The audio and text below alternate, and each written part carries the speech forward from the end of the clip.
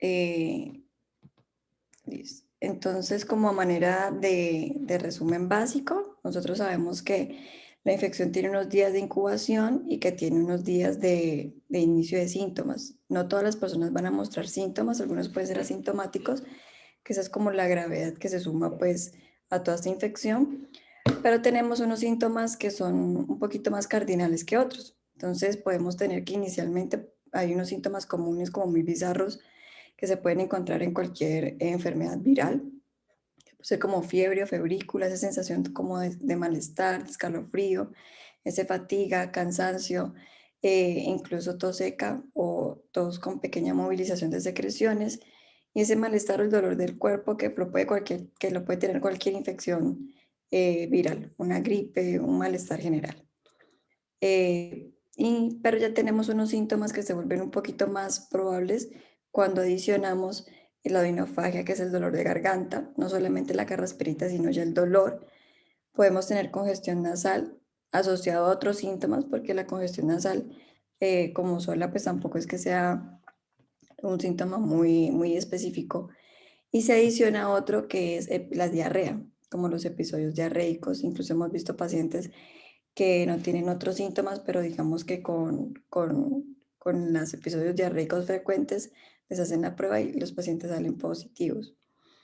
Y hay otros síntomas y un poco como más de probabilidad, que es la falta del gusto, la falta del olfato, la disgeusia y la acusia, el dolor de cabeza, pero el síntoma más cardinal que nosotros podemos encontrar es como la falta de aire, ¿no? Que los pacientes dicen, me siento muy cansado, me siento muy fatigado, siento que me está faltando el aire, no puedo respirar.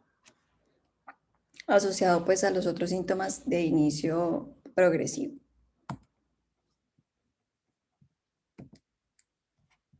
Entonces, ¿cómo vamos a estratificar el riesgo cuando nosotros vemos un paciente en urgencias? Entonces, el paciente llega al servicio de urgencias y encontramos que vamos a inicialmente pues vamos a preguntar cuántos días lleva de síntomas, porque es muy importante y principalmente como para mirar cuál es el ciclo pues normal de la enfermedad. El segundo, si ha tenido un contacto epidemiológico. Entonces es muy importante, por ejemplo, no, es que mi hermano trabaja y mi hermano salió positivo para COVID y yo vivo con mi hermano. Entonces siempre se busca, se trata como de indagar el contacto más cercano que pudo haber tenido. Inicialmente se preguntaba, ¿ha salido del país antes los últimos 14 días? ¿Ha tenido algún contacto estrecho con otra persona? Sin embargo, como ya estamos en un pico epidemiológico en el cual pues ya todas las personas pueden estar infectadas, incluso sintomáticas, ya eso ha perdido un poquito de validez, pero siempre de todas maneras se trata de investigar la cercanía al contacto y los días de síntomas. Entonces, el paciente me va a empezar a referir, no, es que yo estuve con perdón, con un compañero del trabajo que lo diagnosticaron positivo, almorzamos juntos por menos de 2 metros por más de 15 minutos y yo ya tengo síntomas. Entonces, es un paciente que muy probablemente puede estar también infectado. Entonces, ¿cuáles son los síntomas? No, es que tengo tos, malestar general, dolor de garganta, fiebre, congestión nasal, los síntomas pues no muy específicos que acabamos de ver. O no muy graves, por ejemplo, no tengo olfato, no tengo gusto. Entonces, el paciente, si se le puede, se le realiza la prueba directamente. Inicialmente, entre los primeros 10 días con un contacto estrecho, se puede realizar antígeno, que es una prueba que sale en de 2 a 4 horas y ya te puedes ir con el resultado a tu casa o te vas a tu casa y te llaman y te informan el resultado de la prueba.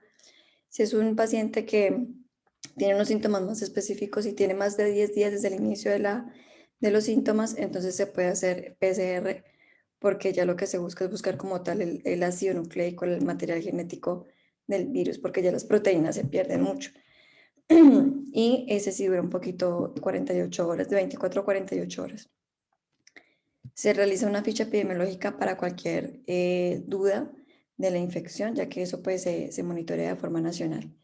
Si tengo un paciente con dificultad, o sea, con síntomas moderados, entonces dificultad respiratoria, frecuencia respiratoria mayor de 22 respiraciones por minuto, ya tengo una disminución en la concentración de oxígeno en sangre menor a 95%, una alteración en el nivel de conciencia, puede estar ya confundido, desorientado, ya puede tener una hipotensión, o sea, una disminución de la presión arterial, Y ya se empiezan entonces con esos síntomas, uno dice, no, este paciente pues no lo voy a mandar para la casa, mejor lo dejo en observación, le tomo algunos exámenes de sangre, le tomo algunos exámenes radiológicos, una radiografía, y dependiendo también de el cuadro clínico del paciente y de los hallazgos en los exámenes que podamos haber realizado, pues ya definimos, este paciente necesita definitivamente hospitalización, no lo voy a enviar a casa.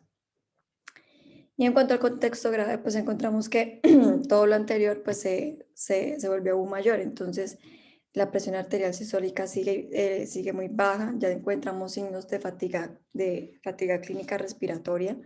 Entonces, los pacientes ya tienen el aleteo nasal, que es que se abre un poquito las vías respiratorias superiores para como tratar de captar un poquito más de oxígeno, el uso de los músculos accesorios, entonces allá encontramos que se esfuerzan muchísimo más, que se hunden aquí los músculos subcostales, los músculos intercostales, hay un desbalance tóraco-abdominal, entonces en ese momento es cuando decimos definitivamente el paciente está pues muy grave y puede llegar a cansarse, necesita un soporte ventilatorio.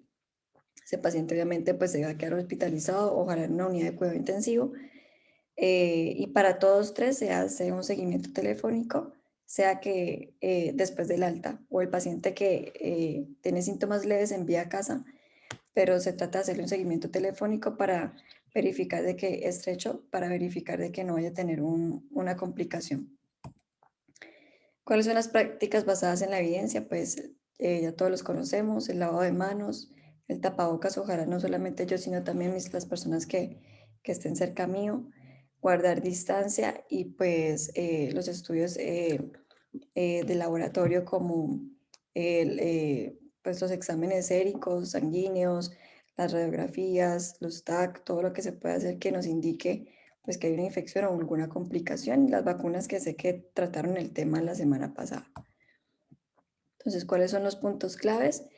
Los puntos claves es la identificación temprana del paciente. Entonces, nos ha llegado, por ejemplo, muchos pacientes que dicen, no, es que yo no quiero ir a urgencias, yo no quiero el servicio de salud, yo me siento bien, me voy a hacer la prueba y voy a ir a la casa. Es una persona que lo está haciendo muy bien porque no está colapsando el servicio de salud, no está colapsando el servicio de urgencias, fue a hacerse su prueba y se está aislando en su casa, pues, de su familia, ¿no? También lo hace muy conscientemente.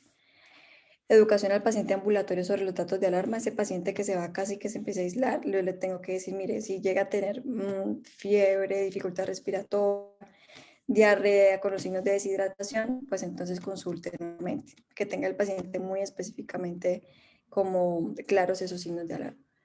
El contacto estrecho médico-paciente, pues la idea es que el paciente pueda tener en cualquier momento, si tiene alguna duda o si tiene algún cambio en sus síntomas, que pueda tener de pronto un contacto estrecho si no es con el médico, con algún personal de salud, con enfermería, con el que le esté haciendo el seguimiento. Y pues supremamente importante no hacer uso de medicamentos sin evidencia, o sea, y no tanto sin evidencia, sino que de pronto no estén como formulados o sin necesidad, porque se ha visto muchos casos de las personas que también llegan al servicio de salud intoxicados con cloruro de magnesio, o digamos que se han tomado la ivermectina todos los días por 14 días, cuando resulta que es una sola dosis, incluso se usa para desparasitación, porque se van a usar una serie de medicamentos que los pacientes van a necesitar en UCI y que probablemente necesiten desparasitación previa, pero llegan con unas dosis o con unos esquemas de tratamiento pues que no son. Entonces, para el caso leve, pues lo que enviamos al paciente a casa es su aislamiento, y lo que el paciente necesita es pues como, digamos que es como una gripa, es como una infección viral leve, entonces su hidratación, su buena alimentación, sus medicamentos de pronto para el malestar general, sus antipiréticos y aislamiento pues por 14 días. Si debe presentar tos un poco, pues de pronto un antitusivo, un antihistamínico para la congestión nasal, pero lo más importante es que se quede aisladito porque en algún momento esa infección va a pasar, pero que no pueda transmitir la infección a otras personas, las que estén cerca de su casa. Y para el caso moderado, pues ya se hace entonces estudios, como lo habíamos dicho, entonces se hace una radiografía de tórax o un TAC de tórax, dependiendo pues de la complejidad de la institución.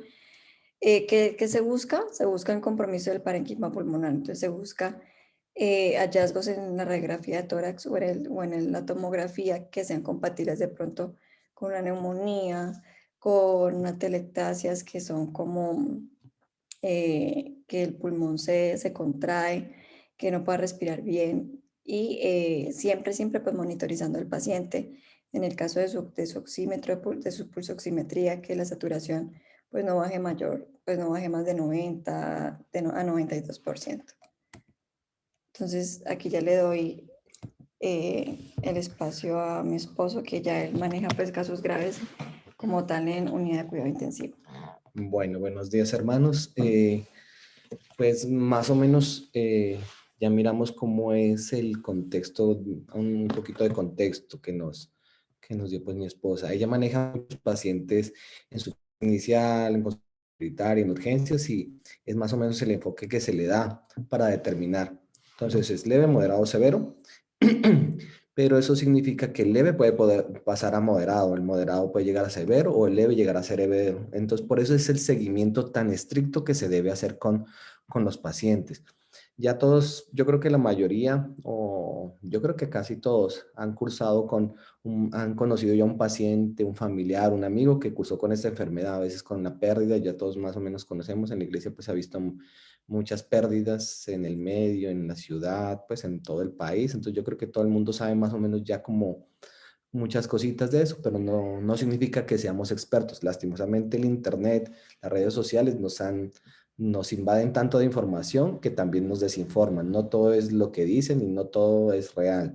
Hay que ser muy juicioso con eso y los estudios que, como muy bien nombró mi esposa, no son fácil de leer. Los artículos, uno tiene que ser muy, muy juicioso. Cuando uno está en la universidad le dicen, vea, este es el artículo, le dicen cuál es el objetivo, los análisis, los resultados, el abstract, si realmente tiene validez o no para nuestro contexto, si se realizó de algunas cosas, pues que realmente nos importe.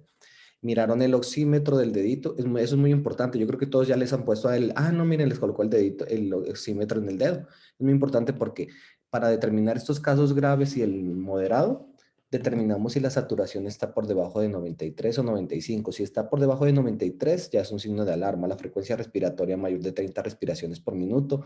Un examen que nosotros tomamos que se llama gases arteriales, que de pronto a personas de aquí ya les tomaron, es un examen que duele un poquito porque le puncionan la arteria y toman una muestra arterial. Normalmente a nosotros nos canalizan una vena, pero la arteria está más profunda y duele. Y ese es para tomar un laboratorio que se llama gasometría. Ese nos va a mostrar los niveles de oxígeno que se colocan en sangre. Y según eso también podemos hacer una clasificación de leve, moderada, severa. Cuando ya está por debajo de 300, ya tenemos un compromiso de los pulmones. Y nosotros decimos de 200 a 300, leve, de 200, de mayor de 300 leve, de 200 a 300 moderado y de menor de 200 severo. Entonces podríamos poner ese como una clasificación. Y el estudio de imagen es muy importante porque nos va a a identificar lo que es el patrón que va a estar, el compromiso del pulmón, que es el que más nos afecta y el que más nos importa de pronto en la fase inicial, porque es el que nos va a llamar la atención y dice, está respirando rápido y tiene ya compromiso pulmonar. Y si es más del 50%, ese paciente lo más probable es que vaya a requerir UCI o un soporte de oxígeno más grande, que es o canulitas de alto flujo o algo. En las imágenes, pues yo tengo dos imágenes arriba em, están todas las imágenes y muestran un corte de una tomografía. Arriba muestran un corte como si cortaran los pulmones Muy superior. y miramos los pulmones como dicen, de superior a inferior y miramos los cortes. En el centro es el corazón y eso nos va a identificar cómo están. Miramos algunas cosas que no deberían estar. El pulmón normalmente, la mayor parte debe ser negro, pero si ya empezamos a ver como blancos, ya empezamos a decir que está con alguna infección asociada. Y eso es, entre más compromiso tengan de esas partes blancas o esos parches blancos, el problema es mayor. Y eso significa que el paciente no puede respirar por sí solo o necesita un suplemento de oxígeno. Eso es muy importante porque estos pacientes que tienen casos moderados y graves presentan una cosa que se llama hipoxia silente. ¿Qué es la hipoxia silente? Todos los pacientes, y se ha dado mucho en esta patología porque todos los pacientes con todo lo que ha pasado y el miedo y la mala información de decir, no, es que me van a hospitalizar, me van a mandar a la UCI y me van a matar porque me van a intubar. Una cosa pues que realmente ningún médico quiere, eso es una consideración así tan grande, pero si el paciente requiere o con las condiciones, uno les explica muy bien qué es lo que está pasando con sus pulmones, que realmente es el mayor compromiso que nos lleva a mandar a un paciente a la unidad de cuidados críticos. Entonces ellos cursan con una hipoxia que se llama hipoxia silente, que es un paciente que normalmente llega allá, está en un caso moderado o severo, dicen, no, doctor, ya llevo como 8 días con la dificultad respiratoria, 8 días con dificultad respiratoria, y uno se da cuenta porque uno conoce ya a los pacientes, el paciente desde la entrada viene respirando rápido, o sea, un poquito más rápido que lo normal, se cansa para hablar, y uno les toma la saturación de oxígeno y todo el mundo cree que está normal, pero cuando le pone el saturador, satura menos de 90, de 80. Yo he llegado a tener pacientes saturando 70, que es muy grave y que realmente ellos no se dan cuenta porque lo empiezan a tolerar esa concentraciones tan bajas de oxígeno, pero en el momento, en un momento tan crítico, hay momentos que ellos están tolerando 70 y en un momento se quedan bloqueados y hacen paro respiratorio. Esto es rapidísimo y uno no se da cuenta, sino se dio cuenta ya cuando empezamos a conocer toda esta enfermedad. Entonces es muy importante. Factores de riesgo, tenemos, esto sí lo tenemos que tener claro, hay unos factores de riesgo que te van a mostrar la mortalidad de estos pacientes. Entonces, ¿qué patologías o qué enfermedades hacen que esta patología sea más complicada de manejar para nosotros, sea grave o que nos llame la atención? A ese paciente que tiene estas enfermedades, se te puede enfermar más, se te puede complicar y probablemente vaya a requerir hospitalizar o una unidad de cuidados intensivos. Entonces, estos son como criterios que también manejamos nosotros en UCI. Ah, no, el paciente tiene, no, el paciente es diabético, es hipertenso, sufre de enfermedad renal crónica y está con una neumonía viral por COVID. Con esos datos uno dice, ese paciente hay que tenerle cuidado y probablemente es mejor que lo mire un conjunto interdisciplinario más monitorizado y que lo tengan en cuidados intermedios si no está tan mal o en unidad de cuidados intensivos si está muy complicado. Entonces, 10.5% es la mortalidad en enfermos cardiovasculares, que es muy alta realmente. O sea, pacientes que tengan enfermedad cardiovascular, infartos, falla cardíaca, ellos pueden llegar a presentar esta mortalidad. Puse la alarma y no la prendí. El 7.3% de los pacientes diabéticos que sean enfermos por esta enfermedad tienen una mortalidad de este tipo. El problema es que se ha visto mucho pacientes diabéticos que se asocia mucho a obesidad, por eso dicen, ay no, es que son, pero digamos, la mayoría de los estudios no te dicen mucho de la obesidad, pero cuando lo relacionan obesidad y diabetes, la mortalidad se asciende más. Entonces los diabéticos, solo en pacientes diabéticos aumenta en 7.3% con respecto a la otra población. Enfermedades respiratorias previas, que hipocosos, que tuvieran neumonías, fumadores, todo eso, ellos también presentan una mortalidad de un 6.3%. Hipertensión arterial, que uno piensa que la hipertensión arterial es una enfermedad del pan de cada día de muchas personas. Pacientes que sufran enfermedades oncológicas, cáncer, todo eso también tienen una predisposición mayor por el estado de inmunosupresión, o sea, de baja de defensas que tienen ellos. Y 56.6% de los pacientes obesos requirieron hospitalización. Esto es importante, o sea, la mitad del paciente que sea obeso, la mitad de los pacientes que son gorditos, más de la mitad de los pacientes que son gorditos van a requerir hospitalizarse. ¿Qué significa? Que si en mi casa somos 10 personas y de las 10 personas, y si los 10 personas son gorditas, la mitad de esas casas, y si sufren COVID, porque si les da COVID, la mitad de esas personas probablemente pueden llegar a la unidad de cuidados intensivos, como para que más o menos lo tengan en cuenta. La obesidad es un factor muy determinante, por eso es que nosotros determinamos mucho bajar de peso, control de las enfermedades que tengan de base y un seguimiento de las mismas. 0.9% en pacientes sin comorbilidades, o sea, el paciente que realmente no tenga enfermedades graves o algo, el factor de riesgo o mortalidad es del 0.9%, o sea, de 100 personas, una persona se puede enfermar de esas personas sanas. que realmente no tienen enfermedad ni diabético, entonces, y que vayan a requerir hospitalización y se van a complicar, o sea, un 1% se muere de esas personas, pero realmente ahorita se ha incrementado mucho y luego pues lo vamos a ver con lo demás. Estos son las tomografías. A mano derecha tenemos una tomografía pulmonar con unos cortes sagital y transversal de, pues unos cortecitos ahí para revisar cómo está. La derecha, la imagen que tienen a la derecha es una tomografía normal, no tienen ninguna lesión y es pues un paciente que no tiene enfermedad o si tiene COVID, es un paciente que tiene COVID, pero sin compromiso pulmonar. Eso hay que tenerlo muy claro porque dicen, no, pero es que a mí solo me dio diarrea. Algunas personas solo pueden presentar diarrea, dolor de cabeza, fiebre, sin llegar a comprometer el pulmón. Pero las personas que empiezan con tos, dificultad respiratoria es porque ya tiene alguna afección pulmonar en cualquier grado. La imagen de la izquierda, esas tres imágenes, son las que muestran los parches que les digo, que son del compromiso viral y como los componentes inflamatorios que se ven que se presentan ahí. Entonces, todo esto es lo que la gravedad puede ser peor. Estas imágenes, o sea, este era pan de cada día para nosotros. Por eso cuando nosotros nos llegaban los pacientes y nos decían, tómenle la radiografía, yo creo que tiene COVID. Y uno ya la revisaba y dice, no, el paciente tiene COVID, tiene placa de COVID. Y era una cosita que yo les decía a los familiares, el paciente lo más probable es que tenga COVID. Y me decían, pero no, es que él no ha estado en contacto, doctor. Nadie no ha salido, ninguna persona está en contacto, mi papá está bien, no, él no tiene COVID. Y todo el mundo me decía, doctor, ustedes me lo quieren matar. Y nosotros no, realmente el paciente, la placa ya por experiencia y de tantos pacientes que yo miraba en urgencias y en unidad de cuidados intensivos, les decía, la placa, la posibilidad de solo con ver esa placa y la sintomatología que me refería, la probabilidad era casi del 99%, sin un estudio de sangre que me diga el paciente tiene COVID. Entonces, todo el mundo llega a un estado de negación, pero era por lo mismo, porque todo el mundo decía, me van a hospitalizar y me van a matar. Bueno, el ingreso a UCI.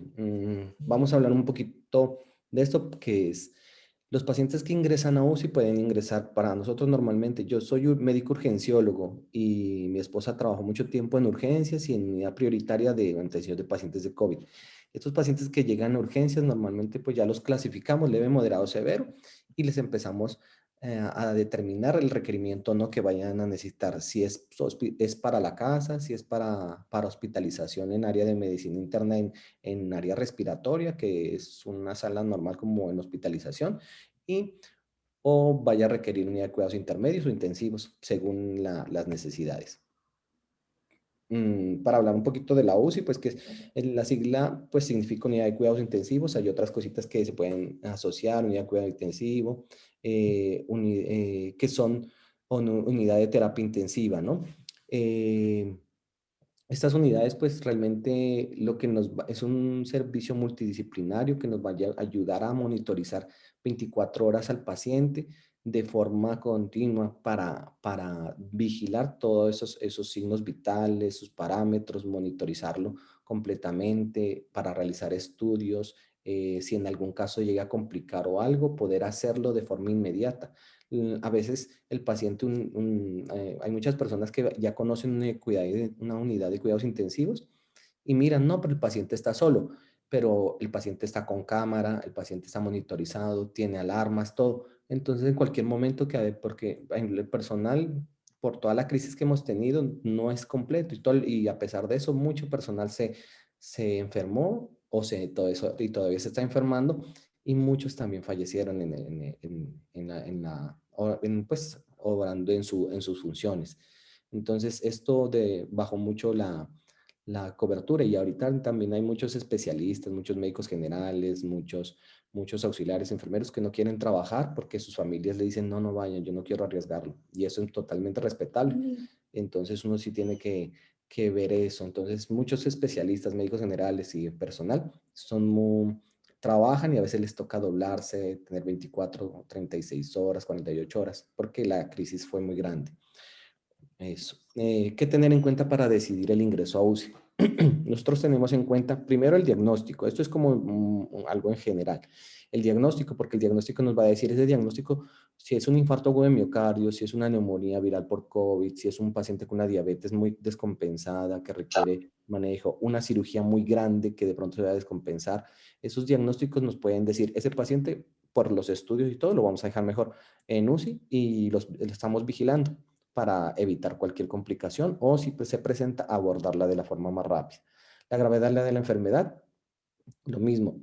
Hay pacientes que pueden estar con un infarto, pero yo me infarté como hace unos 15 días, probablemente el infarto ya sea más estable, pero si es un infarto de una hora a 24 horas, esos pacientes mejor vigilarlos en cuidados intensivos porque el riesgo de hacer una cosa que se llama choque cardiogénico es más alto. La edad es muy importante, hay pacientes que por edad tienen mayor riesgos. Normalmente por esquema para todos los médicos es 65 años, el riesgo es mucho mayor, lo mismo que menores de 5 años. Entonces son los extremos de la vida los que tienen el riesgo de complicarse, por eso pueden llegar a requerir por edad también uno en unidad de cuidado intensivo. Enfermedades coexistentes, lo que hablábamos, hipertensión, diabetes, patologías oncológicas, inmunosupresión, VIH, todo esto puede incrementar la necesidad de esta unidad. Reserva fisiológica, pues habla mucho de cómo está su cuerpo previamente, si es un cuerpo previamente sano o si no. Si yo estoy gordito, no me cuido, no hago actividad física, la capacidad mía va a ser menor y la respuesta neurohormonal y humoral es muy diferente a una persona sana. El pronóstico también, porque hay pacientes que llegan con enfermedades que ya tienen un pronóstico muy malo. Acabo de terminar ese examen y se me estaba pasando esta charla. Hay Mi amor, patologías, llegó cargadito. hay patologías que, que tienen un pronóstico muy malo, digamos, el cáncer en varios estadios. Si ya es un estadio muy avanzado y que ya no tiene como retroceso y ya todo el mundo sabe que el paciente va a fallecer, no muy pronto, pero tiene mal pronóstico, a veces uno dice, el paciente es mejor para que no hay como mucha necesidad de llevarlo a UCI porque el paciente pues va a fallecer y realmente se hace un acompañamiento, porque a veces el tenerlo en UCI es encerrarlo, entonces se le hace un acompañamiento, se lo deja en hospitalización o a veces se les da la posibilidad de tenerlo en casa para que se haga un seguimiento por parte de médicos domiciliarios, atención en casa, una cosa que llama home care, para que se haga una atención más humana y más ceñida a las necesidades del paciente y de la familia. Entonces eso se hace también con acompañamiento de trabajo social, psicología y con todos los otros especialistas y personal de enfermería que pueden estar asistiendo igual para colocación de medicamentos. Disponibilidad del tratamiento adecuado, que no hay medicamentos y la forma de manejarlos no los manejan en hospitalización y en urgencias, digamos. Son medicamentos que solo se manejan en UCI porque necesitan un entrenamiento importante, entonces, y solo están disponibles en UCI porque son de riesgo y deben ser manejados de la mejor forma. Hay sedantes, hipnóticos que pueden llegar a ocasionar fallas respiratorias si no se los maneja de la forma adecuada. Respuesta al tratamiento hasta la fecha, si tienen algún paro cardiorrespiratorio reciente, digamos, bueno, hay pacientes que pueden tener un paro cardiorrespiratorio, como el futbolista que de pronto escucharon la noticia que sufrió un paro, un paciente sano, pero presentó un paro respiratorio súbito. Eso también pasó con una amiga nuestra, recién tuvo un paro cardiorrespiratorio, estuvo muy complicadita y fue eso, tuvo una cosa que se llama una arritmia, el corazón fibriló y no pudo mandar sangre a los cerebros, ni a los pulmones, nada, y entró en lo que decían realmente fue una muerte. Entonces la reanimaron. Esa paciente se reanimó, se reaniman y si se hace un manejo rápido, se llevan a UCI. Si no se hace un adecuado manejo, esos pacientes pueden llegar a fallecer o algo. En las dos casos, pues gracias a Dios, pues todo salió bien, pero hay pacientes que no cuentan con esto, las personas que están al lado no saben nada de reanimación o no cuentan con algunos dispositivos que ya son obligatorios para algunos aeropuertos, centros comerciales, que se deben manejar y que están al alcance de todos y que por obligación debemos conocerlos, que son algunos desfibriladores eléctricos automáticos que realmente te dicen qué tienes que hacer en caso de una una parada cardíaca.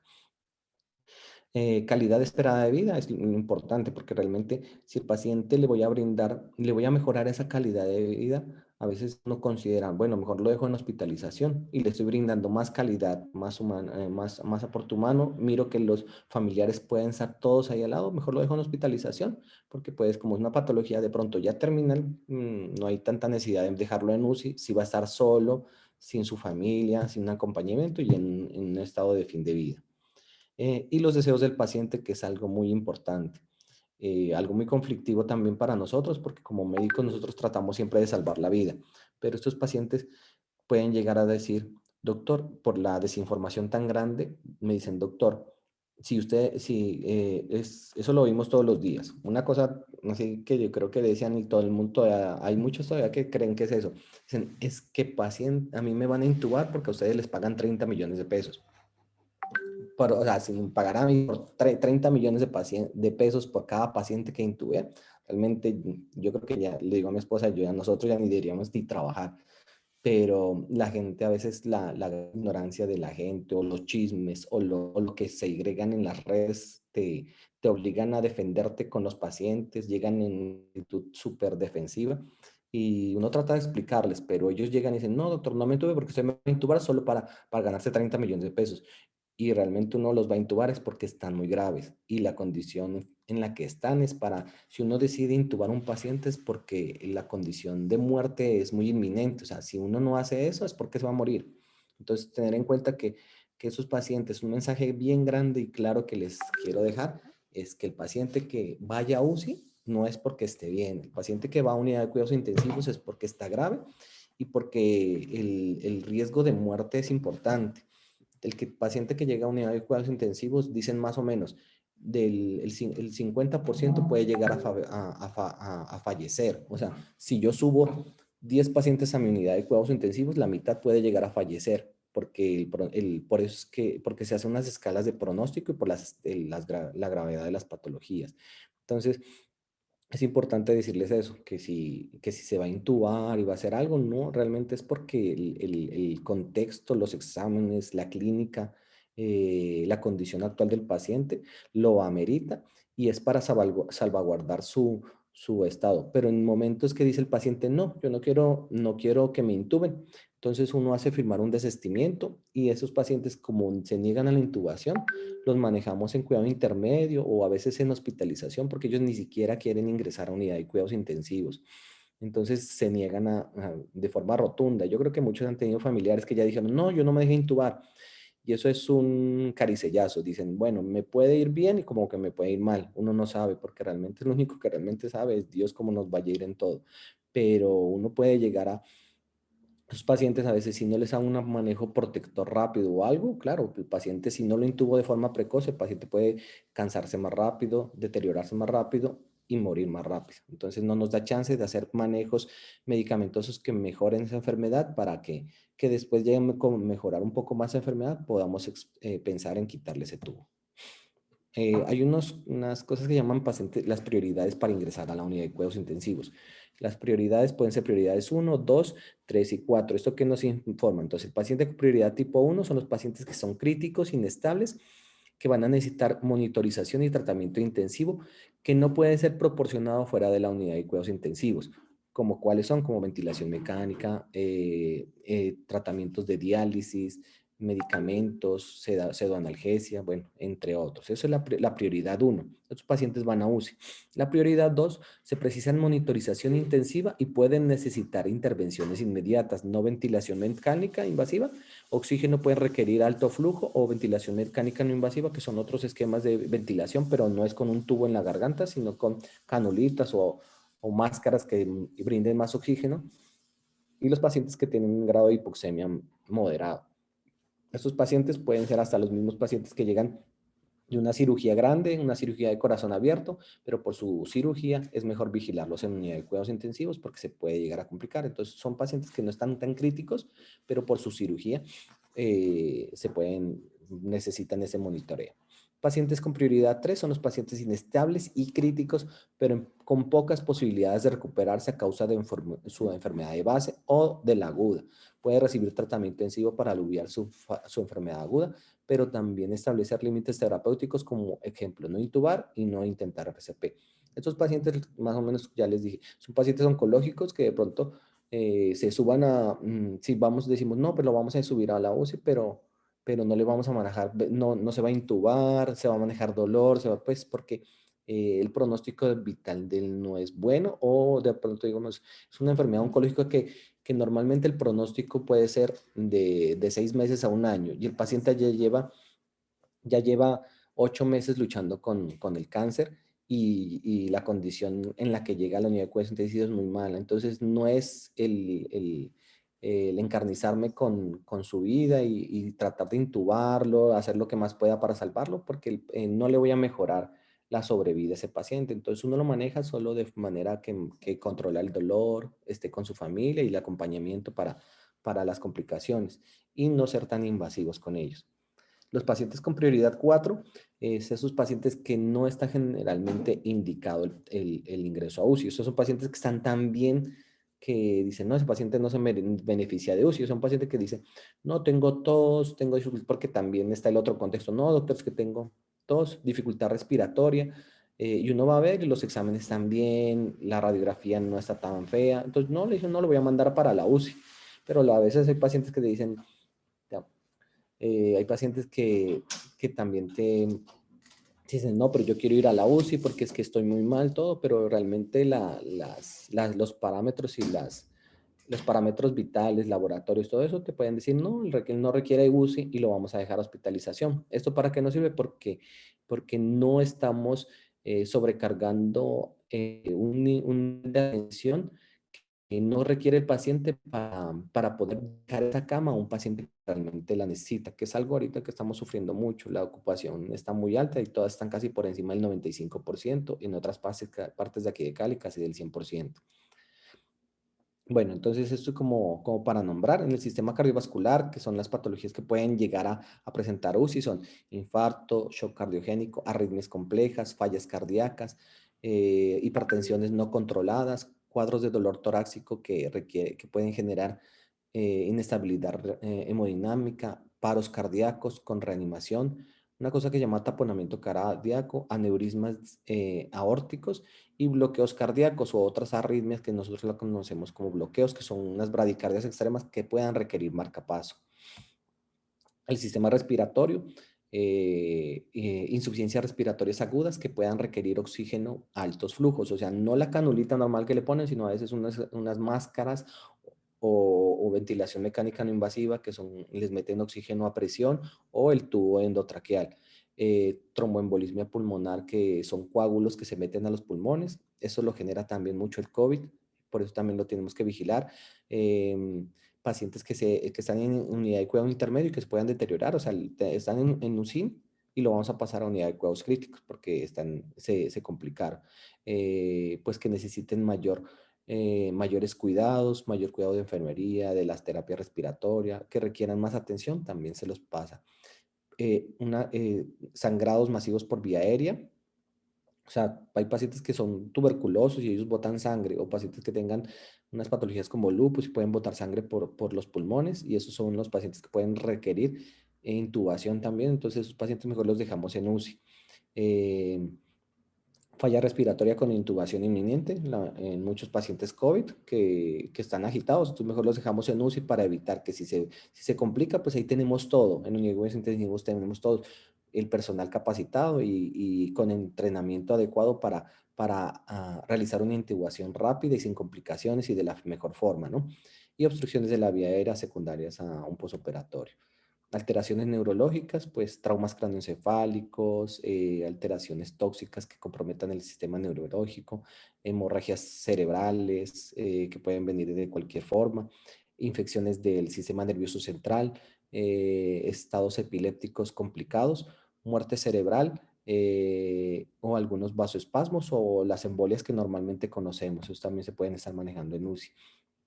Intoxicaciones, eso también, porque hay intoxicaciones que pueden dañarte el hígado, el corazón, el riñón. Entonces uno para manejar eso y evitar la falla de todos los órganos, requerimos manejo en cuidados intensivos. Pueden llegar a presentar convulsiones, entonces también, y el riesgo de intubación o de falla ventilatoria o de broncoaspiración, por eso van a requerir UCI. Desórdenes gastrointestinales, hemorragias digestivas, fallas hepáticas, pancreatitis, perforación esofágica. Y alteraciones del sistema endocrino, más o menos son como las complicaciones de los pacientes que tienen diabetes, las complicaciones severas. No les voy a aunar mucho de esto porque también son un poquito complicadas, pero son pacientes diabéticos que están muy complicados o muy descontrolados en su enfermedad, pacientes que tengan una enfermedad tiroidea, hipotiroidismo, hipertiroidismo, que también se pueden descompensar tanto al grado de requerir unidad de cuidados intensivos, alteraciones de los electrolitos, del calcio, del sodio, del fósforo, del magnesio, que pueden condicionar alteraciones en el ritmo cardíaco, en el metabolismo normal y que pueden llegar a conducir hasta arritmias fatales, entonces se hospitalizan en UCI. Otras patologías que se hospitalizan en UCI, está el choque séptico, eh, pacientes que vayan a requerir un monitoreo hemodinámico, condiciones clínicas, injurias ambientales, terapias nuevas o experimentales, pues también que vayan a necesitar. Algunos pacientes se colocan unos medicamentos que solo se colocan en UCI y las enfermedades cardiopulmonares, pues importantes. Pero pues es un resto. Realmente la variedad de pacientes que vayan a UCI es muy amplia y eso también depende del lugar donde estemos. Otros que manejamos también, los signos vitales. Alteraciones en sus signos vitales. Frecuencia cardíaca o lo que decimos ahí pulso, menores de 40, mayor de 150 son frecuencias que pueden condicionar paro respiratorio, entonces los dejamos en UCI.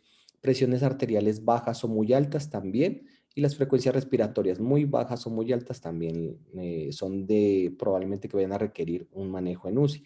No todos, pero eso lo miramos con el contexto, cómo viene el paciente, porque, no, el paciente tiene una frecuencia de 50, pero el paciente está estable, entonces no hay necesidad. Pero hay otros que, no, doctor, el paciente está dormido, no responde y tiene la frecuencia en 40, ese paciente está bloqueado, mejor lo dejo en cuidados intensivos. Hallazgos imagenológicos que pueden ser por tomografía, por radiografías, por escanografías o resonancias o ecocardiogramas, pueden mostrarnos datos que digan, este paciente está muy grave, entonces mejor lo dejamos en unidad de cuidados intensivos. Bueno, para más o menos contextualizarlos en lo que manejamos en la UCI, tenemos muchos equipos, realmente aquí voy a colocar algunos que muchos han visto también en unidades de urgencias y en algunas sedes, en unas partes del hospital. Entonces tenemos monitores, vamos a utilizar muchos catéteres, sondas, oxígeno, los ventiladores, equipos de diálisis, porque esos pacientes pueden llegar a un compromiso tan grande que requieran diálisis. Tenemos medicamentos de toda clase, a veces no hay por el sobreuso de los mismos y por la demanda tan amplia que hubo en esta enfermedad. Laboratorios que solo se piden en UCI porque de rutina se piden a veces casi diario en los pacientes muy críticos, y el personal humano, que es un personal entrenado, multidisciplinario, unidades y cuidados intensivos que cuentan con subespecialistas, intensivistas, neurocirujanos, cirujanos, urgenciólogos, pues realmente un contexto muy grande y también un contexto social y que nos ayuda mucho y humano, que es psicología, trabajo social, el personal de enfermería y el personal de terapia respiratoria. Todos ellos nos ayudan. Entonces, nosotros, ¿qué hacemos en unidad de cuidados intensivos? Aquí les voy a mostrar unas cositas que podemos ver en pacientes con cuidados intensivos. Y es muy común, pacientes que pues llegamos, podemos intubarlos porque necesitan, eso se hace muy frecuente en cuidados intensivos. Uno puede llegar en un turno a intubar 2, 3 pacientes en un día. Eh, Se realiza también algunas cosas que se llaman traqueostomía. Muchas personas saben que es una traqueostomía y saben que de pronto por tiempo prolongado ya estuvo mucho tiempo con el tubo endotraqueal, entonces se les coloca una traqueostomía para dejarlos descansar y para progresar un poquito el cuadro. Hacemos diálisis porque pacientes por el deterioro de todos sus órganos, el riñón puede llegar a fallar, entonces podemos requerir sistemas de diálisis, o pacientes que ya tengan su enfermedad renal, se complica y empiezan a requerir sistemas de apoyo. cateterismos vesicales. Estos pacientes son realmente muy monitorizados, entonces se les cuantifica la orina, miramos qué cantidad de orina y eso nos determina muchas cosas, ¿no? El paciente está orinando más, está orinando menos, si está orinando menos, ¿por qué está orinando menos? Está tapado, no le estamos aportando los líquidos adecuados, o el estado clínico de él se está deteriorando, o el riñón ya no está funcionando. Entonces, se coloca catéteres centrales, se colocan en la mayoría a nivel del cuello o a nivel subclavio, y son para colocar medicamentos más que no aguantan una vena normal porque pueden dañarla y también monitorizamos por medio de estos. Y líneas arteriales para estar mirando que se colocan a nivel de en las muñecas o en las piernas, que es para mirar la presión arterial de forma más objetiva y fidedigna, porque normalmente a nosotros cuando estamos en urgencias nos colocan un brazalete. Esa es una forma de colocar la presión arterial, pero cuando estamos en UCI se los colocamos por un catéter que es arterial y él está sensa la presión arterial constantemente y es una presión arterial más real que la que tenemos normalmente en otros servicios. Estos pacientes requieren a veces estados o ciclos de ubicación normales, anormales, que son la pronación, que es colocarlos boca abajo, que ya por estudios, ya en otras patologías previamente, esto no es de 1 o 2 años, ya lleva más de 10 años, en los cuales ya se mira que mejora mucho la ventilación, la oxigenación y que aporta una mejoría clínica al paciente y que puede llegar en algún momento mejorar su contexto de gravedad y evitar esas intubaciones. Entonces se maneja eso. Se puede llegar a hacer punciones lumbares, otra de las cosas que hacemos mucho en UCI, ¿no? Bueno, tenemos una cosa, pues cuando les voy a hablar un poquito de lo que hacemos en UCI con respecto a una revista clínica. Nosotros cuando pasamos revista, a veces, digamos, yo trabajé en unidad de cuidados intensivos en clínica nuestra y ahorita estoy en el Hospital San Juan de Dios con EMSANAR. Y en urgencias en clínica nuestra mucho tiempo y me tocó la pandemia realmente casi que completo. Y normalmente yo intubaba de 3 a veces 4 pacientes, los abordaba porque llegaban muy graves, entonces eso era algo maratónico y uno y nunca visto, es algo que nos afectó mucho a todos y el riesgo de infección para todos se nos alteró. Yo creo que muchos vieron cómo todos eran publicando fotos con máscaras y eso, y muchas personas que ingresaron a unidad respiratoria familiar se dieron cuenta pues que a nosotros nos tocaba colocar máscaras muy pesadas, lentes, ropa completa. Eso es muy desgastante cuando uno está con una máscara, unos lentes y todo eso y va a intubar un paciente, eso le exige a uno mayor experticia, porque una cosa es intubarlo de pronto con un tapabocas normal, pero cuando uno está tan ahogado, intubar a un paciente muy grave y que si no lo intuba rápido puede morir, determina mucha experiencia de personal, del servicio del entrenamiento que uno haya recibido. Entonces es algo muy importante. Llegamos a tener urgencias con pacientes graves, estables, moderados, porque se van haciendo y empezaban a fallar y nos tocaba intubarlos enfrente de muchos pacientes. Ellos se daban cuenta y uno se colocaba en la posición de ellos y ellos miraban pacientes morir frente a ellos, pacientes intubarse frente a ellos. Nos tocó la pandemia cuando al principio de la pandemia no se dejaba entrar a nadie, no se conocía cómo era realmente la infección y qué tan fácil se propagaba. Entonces, hubo mucha gente lastimosamente que murió sola por el desconocimiento de esto y por salvaguardar un poco la salud de todas las personas, de sus familiares como de personal que los atendía. Entonces, esto fue muy duro y gracias a Dios pues todo eso ya se va conociendo más la enfermedad y ya se ha podido abrir más cosas para poder serlo más humano y no tan cerrado. Entonces, nosotros cuando pasamos revista miramos nuestro paciente que está en un cubículo, si está intubado o no está intubado y miramos. eh, Primero la identificación, nos dicen cuántos años tiene, cuándo ingresó el paciente, por dónde ingresó. Nos exponen los diagnósticos que normalmente va a ser entonces si es por COVID, nos dicen, no, pues paciente de 60 años de edad. Eh, Les voy a narrar de un paciente como por ejemplo, un paciente que yo atendí lo intubé. Era un paciente de 40 años de edad, sin enfermedades graves, pero era obeso. El paciente nos ingresó Nosotros le diagnosticamos neumonía por COVID. El paciente estaba muy mal y al segundo día nos tocaba intubarlo. Entonces yo hablé con la familiar, con la esposa y con él y les dije las condiciones clínicas.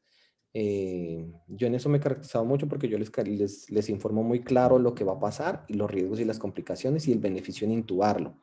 Le dije, pero el paciente si no lo intubo, los pulmones no me le van a responder y el riesgo de que se complique es más grande. A él se intubó, se habló con la familiar.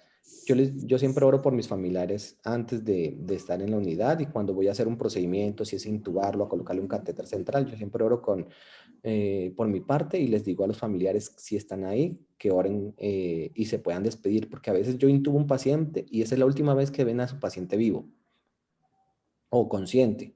Lo ven consciente la última vez que lo ven consciente y la única forma que se van a poder despedir. Yo le digo, oren, salven todas sus cosas, sus deudas y encomiéndese a Dios harto.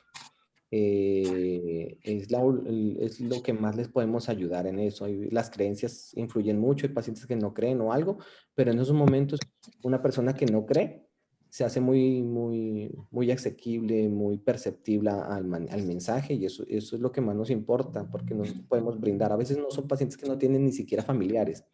Y uno le dice, no, tranquilo, no te preocupes, una voz de aliento, una voz de ayuda, esto es lo que nos hace el cambio.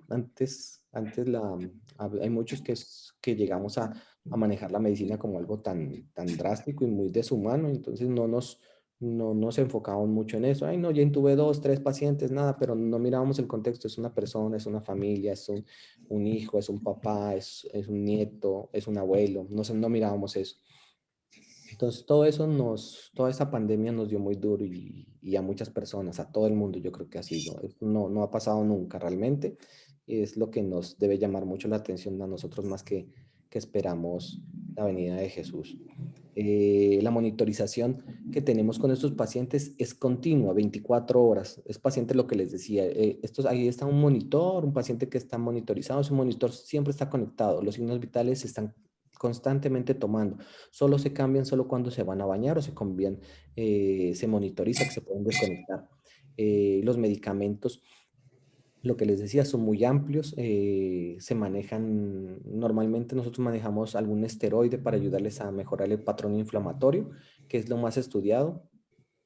Antibióticos solo en el caso de que esté infectado o que los cultivos nos digan que esté infectado y se hace un escalonamiento con los mismos. Y los procedimientos que nosotros, si el paciente, miramos los pendientes que hay en la revista, no, y las complicaciones que han presentado en el transcurso de la hospitalización. Los procedimientos, no, el paciente requiere un catéter central, entonces procedemos a hacerlo después de terminar el pase de visita. Terminamos y digo, voy a colocar el catéter central, ese paciente mejor lo vamos a intubar, entonces vamos y lo intubamos y hablaron con los familiares y también se dan los informes a los familiares. Se llama por teléfono a la mayoría de los familiares y a otros en el momento ya se puede llegar a acceder a la unidad de cuidados intensivos, casi como lo hacemos en la iglesia, no todos ni a conglomeraciones. Entonces les da unos, ustedes vienen los martes, ustedes vienen los miércoles, no vienen todos al tiempo. Se les da unos tiempos para que puedan ver, pueden entrar completamente, pero pueden estar por fuera. Si están en una condición ya de no retorno que decimos nosotros, o que ya está en condición muy crítica y está próximo a fallecer en próximas horas, se les permite que lleven un pastor, un padre, según lo que ellos permitan, o que ingresen más familiares y se puedan despedir. Si son familiares que no quisieron intubarse, entonces se les permite hasta eso, que hablen con la mamá y todo eso. Y digan, no, pues ella no se va a intubar, pero va a fallecer porque el pulmón ya no le va a dar. Entonces se hace todo ese acompañamiento con trabajo social y con psicología. Nosotros hacemos pues el acercamiento humano, entonces lo que decíamos, el trabajo social fue una de las herramientas junto con psicología, dos sectores que nos ayudaron mucho en esta intervención y de manejar más humanamente a nuestros pacientes y a sus familias para resolver todas las dudas. Eh, los médicos pues también aportaban su parte, se comunicaban con los pacientes, con los familiares de los pacientes, a veces es difícil exponerles toda la información a un solo familiar. Entonces, por eso nosotros siempre decimos que me comuniquen con el familiar que más entienda para que le pueda explicar a toda su familia, porque a veces todo el mundo está esperando ese informe. Entonces hay que explicarle bien, que resuelva sus dudas en esa llamada, porque son pacientes que ya están intubados, entonces uno le dice, no, mira, tu paciente está bien, está estable, no ha mejorado, seguimos igual. Entonces uno resuelve todas esas dudas para que él pueda dar a todos informes. Porque la unidad de cuidados intensivos no es como hospitalización, entonces porque a veces nos llaman a nosotros, doctores, me están llamando de la cama 8, pero ya se había dado informes y estamos con un paciente grave. No, pero es que quiere saber quién. No, es que es el tío de Estados Unidos. No, es que es el abuelo y nosotros, no, pero pues sí, a veces ni siquiera ni siquiera son un familiar muy allegado y nosotros dijimos, ya siempre establecemos un horario de visita, un horario para eso, porque el paciente, a veces nosotros estamos en un paro cardiorrespiratorio, atendiendo un paciente crítico, intubando, colocándose catéteres, todo eso. Entonces no tenemos la disponibilidad tan amplia como en otros servicios. Los enfermeros nos ayudan mucho, hay muchos enfermeros que tienen muy buena actitud, todo. Eso es de todo, o sea, uno tiene que saber que uno no puede generalizar. Hay personas que son un amor de personas y otras personas a veces son un poquito más fuertes o algo, pero, pero todo esto nos ha golpeado y pues algunos que ya empezaron hasta a cambiar sus conductas. Psicología también nos apoya mucho, hay mayor compromiso de todo el personal porque se ha enfocado mucho en esto y el acompañamiento se hace casi continuo, si no por videollamada, se los hace llegar a ver el paciente. Entonces, es como un circulito que nos muestra UCI de puertas abiertas. Ya las unidades de cuidados intensivos ya pueden ingresar con mayor facilidad. La comunicación se refuerza, el bienestar del paciente es la prioridad para todos. Presencia y participación de los familiares. Nosotros estamos en cuenta de todos y los hacemos partícipes de las decisiones y de los manejos que se le va a dar y de lo que se le está haciendo y los avances. Cuidados al personal, prevención y manejo del seguimiento del síndrome post-cuidados intensivos. Pacientes que salen de cuidados intensivos es muy complicado porque no es lo mismo. Digamos, si hay personas que nos dio COVID y dicen, no, yo tengo problemas de concentración, no puedo respirar todavía, me canso. Esos son problemas que pacientes que no tuvieron un ingreso en UCI, pero quedaron con algunos problemitas. Entonces, si es eso en los pacientes que eran leves o moderados, peores en los pacientes que tienen complicaciones severas, que estuvieron con traqueostomía, intubados por 20, 30 días. Estos pacientes van a requerir más apoyo, más terapia, más acondicionamiento para volverse a incorporar a la sociedad. Infraestructura humanizada y el cuidados al final de la vida, que también nosotros lo hacemos mucho el acompañamiento. Eh, pues esto es más o menos lo que nosotros tenemos con todos nuestros pacientes. Realmente el tema es muy largo. Si ustedes me ponen a decir con las experiencias que yo he tenido, han sido muchas, con amigos, con familiares, con compañeros. Gracias a Dios yo no tengo ni un familiar muerto por COVID. En el momento tengo un primo que está hospitalizado en UCI por COVID y estamos muy al pendiente también de él y orando mucho por él, y el problema tan grande, toda la familia de él está enferma, las hermanas, las sobrinas, o sea, pero es por lo mismo, porque bajamos la guardia, no nos cuidamos. Entonces, uno tiene que ser muy responsable en esto, muy responsable porque, digamos, yo viajé a mi casa a visitar a mis papás, viajé con mi esposo y nosotros sabíamos que vamos a verlos a ellos, pero no los íbamos a saludar de beso ni abrazarlos. El contacto físico se dejó aparte, pero hablamos, estuvimos muy contentos, pasamos muy rico, pero todo ese contacto físico que normalmente uno tiene se deja.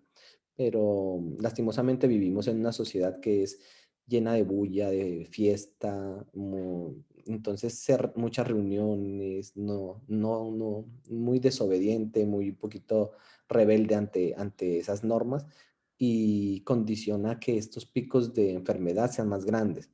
Eh, pues ustedes, digamos,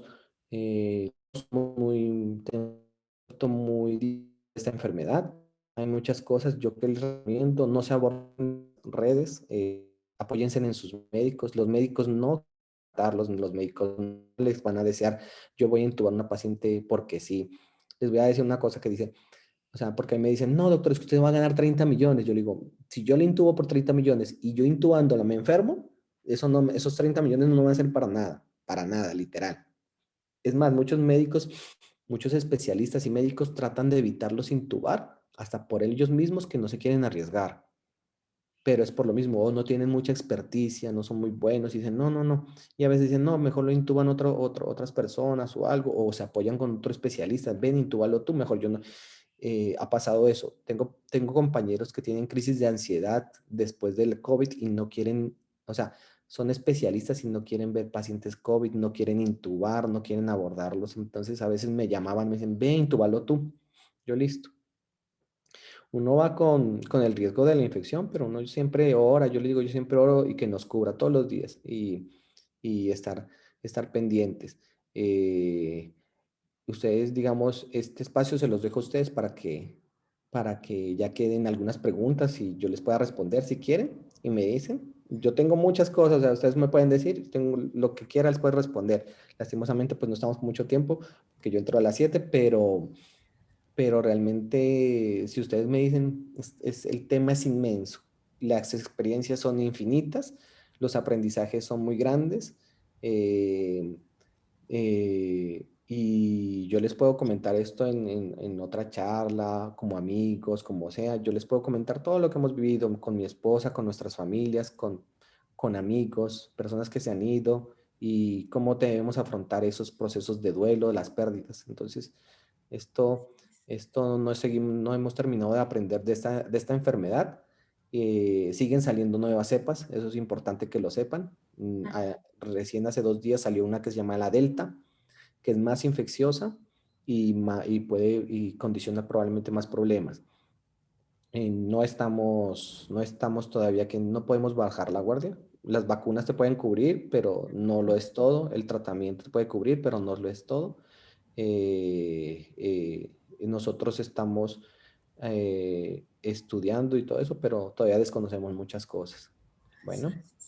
Ujú. Bueno, por aquí nos agradecen, dice Liliana Lamona, gracias por ser tan valientes y servir con amor. Lady dice, excelente, muchísimas gracias, doctores, muy acertado, Dios les guarde. Dice, ¿puedes enseñar a reanimar el proceso? Claro, digamos, hay procesos, hay hasta un video en YouTube que les enseñan hasta a los niños de primaria y de preescolar cómo se reanima, con canciones, todo. O sea, realmente lo que se llama reanimación cardiocerebropulmonar básica, es casi que una obligación saberlo para todos nosotros, no solo médicos, o sea, los médicos es obligatorio, pero la reanimación cardiopulmonar básica, porque hay dos, básica y avanzada, pero la avanzada la hacemos ya en hospital o algo, pero la básica la debe saber mi mamá, mi papá, mis hermanos, el señor de la tienda, el del mercado, todas las personas, porque lo que pasó con el futbolista, a veces pudo haber sido que estuvo una persona que sí sabía, pero otras no pueden saber. Yo no soy ni de pronto ni médico ni eso, pero yo sé cómo hacer reanimación, porque esos cursos en Estados Unidos, en Europa, se los dan a gente normal y gente normal los ingresa, o para hacer unos procedimientos los ingresan. Eso se puede dar y uno puede, y es más, uno los mira en YouTube y uno sabe cómo, y los revisa y uno dice, no, eso es una reanimación.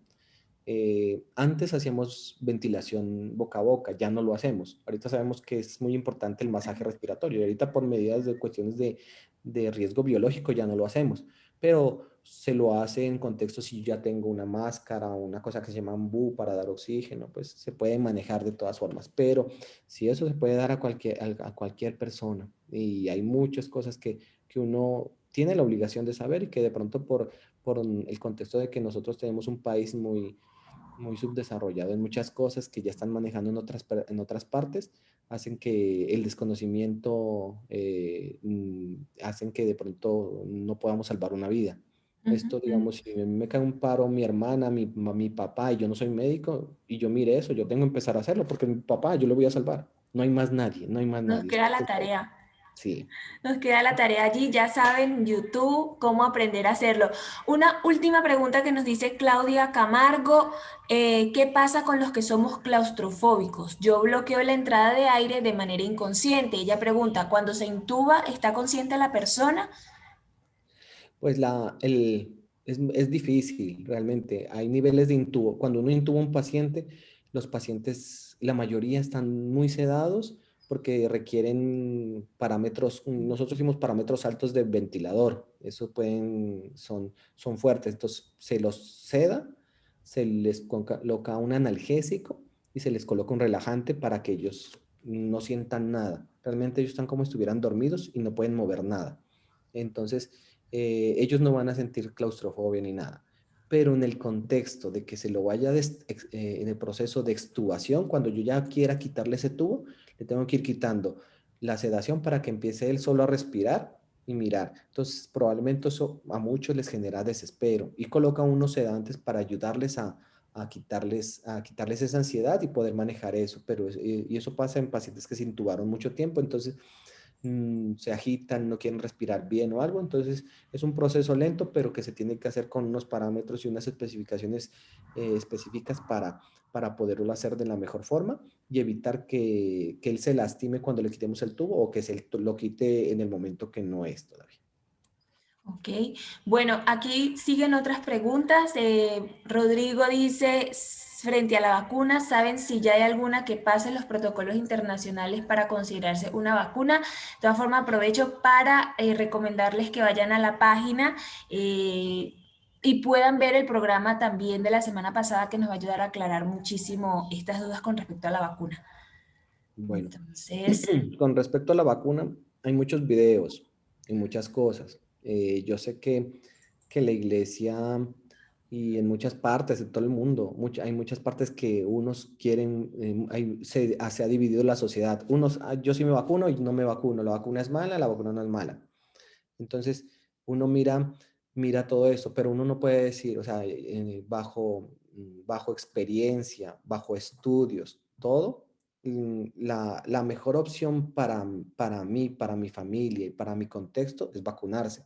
Lo que se llama vacunación en rebaño, yo creo que la otra vez lo vieron en la otra charla, es lo que nos implica, ¿no? Que si yo vacuno a más del 70% de las personas, esa es la única forma que yo vaya a ganar esa inmunidad de rebaño. Si no, no lo voy a hacer. Nosotros no tenemos eso todavía. Por eso algunos países ya están hasta quitando los medios de protección, tapabocas o algo. Nosotros no podemos. Y uno puede decir, no, pero es que acá todos usan tapabocas. Yo trabajo en San Marcos también y es otro mundo. Eso es literal, otro mundo. Allá parece que no hay COVID, nada. Todos andan sin tapabocas, todos andan en fiesta, allá. O sea, y esas personas igual que nosotros están en el centro comercial, comparten el mío, fueron pacientes míos y uno no puede, uno no puede. Yo no puedo confiar mi salud a una persona que no sé, o sea, yo no puedo pensar, esta persona se me acercó, me colocó mis tapabocas, porque él no se está cuidando, no sé. Y además que me dice, no, pero yo me cuido. Y lo miraba mucho en las familias. Me dicen, no, doctor, mi papá nunca salió, nosotros no salimos, no nos descuidamos. Es imposible que una infección llegue sola así y se le pose al pulmón del paciente. Cuando llegan y van saliendo las cosas. No, y que, no, el hijo también tiene COVID. Entonces uno no puede ser confiado. Y nosotros tenemos unas armas que ya nos están dando, que es una vacunación. La vacunación se ha mostrado que sirve. Los estudios, todo eso, sí. Que porque salió tan rápido, que porque fueron estudios acelerados, el contexto de la enfermedad y en el momento en el que estamos, que es de mayor tecnología, mayores recursos económicos, mayor aporte a esta enfermedad, fueron muy inmensos, multimillonarios para hacer todo esto posible. Eh, ya se hizo una vacuna, se estudió mucho y todavía estamos en estudios. Hay muchas cosas que todavía desconocemos, pero lo más importante es que la vacuna por lo menos me impide que si la infección me dé menos grave. Y la forma de transmitírsela a las otras, si me dio también la infección, la transmisibilidad se disminuya en un factor importante. Entonces, si yo vivo con mis papás, con mi mamá, entonces mejor me vacuno porque yo estoy saliendo y les voy a transmitir eso. Ahora, el contexto no lo determinaba mucho, yo miraba otras charlas y me decían el contexto es muy importante, pero si mi papá y mi mamá viven en una finca solos, alejados allá y no tienen contacto ni conmigo ni con nadie, los voy a exponer a la vacuna, pues probablemente esa persona no quiera ni siquiera vacunarse porque ellos sí se cuidan y viven en una parte tan aislada que las personas en otras partes no van a estar así.